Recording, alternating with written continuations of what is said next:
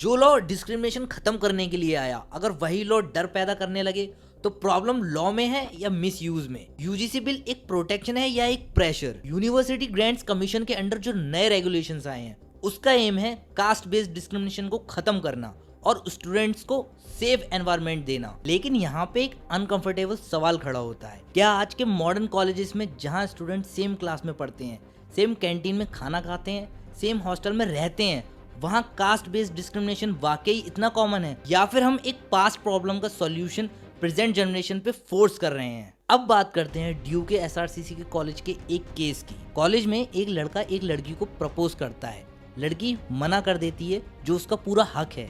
लेकिन बात यहीं खत्म नहीं होती है। लड़का लड़की को धमकी देता है और कहता है अब देखना मैं तुम्हारे साथ क्या करता हूँ। लड़का ऑफिस में जाके कंप्लेन करता है और कहता है मुझे कास्ट बेस्ड डिस्क्रिमिनेशन फेस करना पड़ा। अब इन्वेस्टिगेशन स्टार्ट होती है, प्रेशर बनता है, एफआईआर, कमिटी, नोटिस और बाद में मैटर सेटलमेंट पे खत्म हो जाता है। सवाल ये नहीं कौन सही है या कौन गलत, सवाल ये है क्या हर पर्सनल कॉन्फ्लिक्ट को डिस्क्रिमिनेशन बोल देना ठीक है? लॉ क्यों जरूरी है?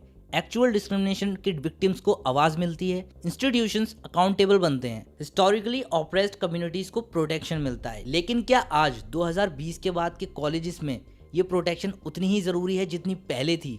रियलिटी, फॉल्स कंप्लेंट्स का रिस्क, टीचर्स और स्टूडेंट्स पे अननेसेसरी प्रेशर, जनरल हेजिटेशन, कहीं कुछ बोल दिया तो प्रॉब्लम ना हो जाए। दोस्ती में मजाक होता है, आर्गुमेंट होता है, पर अगर हर बात पे लीगल एंगल ले लें तो ट्रस्ट खत्म हो जाता है। डिस्क्रिमिनेशन एक क्राइम है, पर हर डिसएग्रीमेंट डिस्क्रिमिनेशन नहीं होता। अब सवाल ये है, क्या सेफगार्ड्स स्ट्रॉन्ग हैं?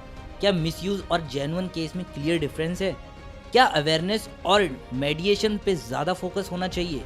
लॉ बनाना आसान है, लॉ के बैलेंस मेंटेन करना मुश्किल। आज के यूथ को इतने सेंसिटिव लॉज की जरूरत क्यों पड़ रही है जब एजुकेशन सिस्टम पहले से रेगुलेटेड है? हर जनरेशन का एक नैरेटिव होता है, कभी नेशनलिज्म, कभी रिलीजन और आज आइडेंटिटी। आइडेंटिटी पॉलिटिक्स का सबसे बड़ा फायदा ये होता है यूथ को प्रॉब्लम सॉल्व करना नहीं, साइड चूज करना सिखाया जाता है। आज का स्टूडेंट जॉब चाहिए, स्किल्स चाहिए, सेफ कैंपस चाहिए, लेकिन उसे दिया जा रहा है victim mindset, fear based protection और एक इनविजिबल मैसेज, तुम अलग हो, तुम वल्नरेबल हो। स्ट्रॉन्ग लॉ बनाना गवर्नेंस है, लेकिन हर प्रॉब्लम का सॉल्यूशन लॉ बनाना और हर इमोशन को लीगल वेपन बनाना ये रिफॉर्म नहीं, कंट्रोल स्ट्रेटेजी होती है। अगर सिस्टम सच में यूथ को एम्पावर करना चाहता तो पहले एजुकेशन क्वालिटी पे बात होती, प्लेसमेंट पे बात होती, कैंपस पॉलिटिक्स कम होती। लेकिन जब फोकस सिर्फ आइडेंटिटी पे आ जाए, समझ लो वोट्स इंपॉर्टेंट हैं, विजन नहीं। स्ट्रॉन्ग लॉ जरूरी हो सकता है, पर बिना स्ट्रॉन्ग वेरिफिकेशन के वो लॉ सेफ्टी कम और लेवरेज ज़्यादा बन जाता है। और यूथ को लेवरेज बनाना किसी भी डेमोक्रेसी के लिए डेंजरस है। तो सोचो, ये लॉ स्टूडेंट्स को प्रोटेक्ट कर रहा है या उन्हें पॉलिटिक्स का टूल बना रहा है? आप क्या सोचते हो, ये लॉ ज़्यादा प्रोटेक्ट करता है या ज़्यादा प्रेशर बनाता है? कमेंट्स में अपने ओपिनियन लिखो, वीडियो को लाइक करो और ऐसी एजुकेशन बेस्ड डिस्कशंस के लिए सब्सक्राइब करो।